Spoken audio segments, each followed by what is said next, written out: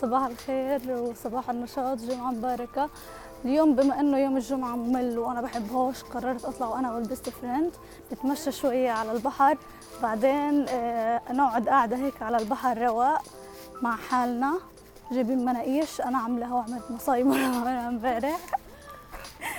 بس نوصل بحكي لكم ايش المصايب اللي صارت، بس الحمد لله طلعت سليمة ولقيتنا ايش ناكله بالاخر.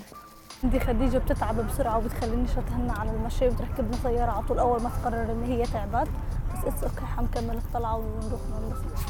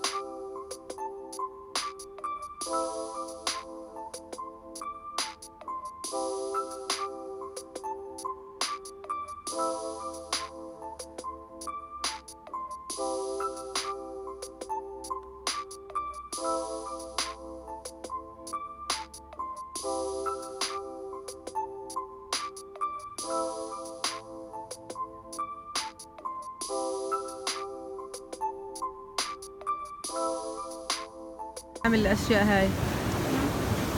طب ايش المصايب والله اللي عملتيها؟ احكي لهم مش كتير والله.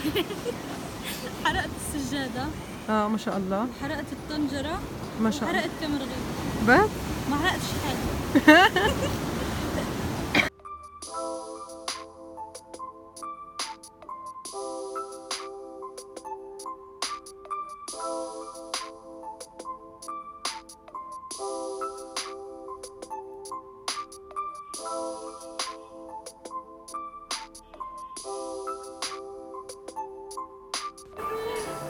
ايش يا خديجة، عجبك الطشة؟ ها؟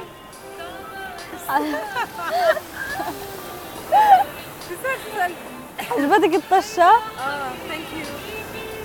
مبين على منظرك هي مبسوطة بس مش عارفة تعبر. ما بعرفش غير اعبر عن الحزن. طلعة كثير حلوة هيك بدون تخطيط ولا أي شيء. اتصلت فيها بالليل قلت لها بدنا نطلع بكرة وقالت طيب. طلعنا مشينا شوية زحمة، مشيناش كثير، على طول تعبت الأستاذة وركبنا سيارة، بس وصلنا المكان كثير حلو. حطينا فطورنا بالمناقيش اللي أنا عاملاها والشاي وافطرنا وانبسطنا.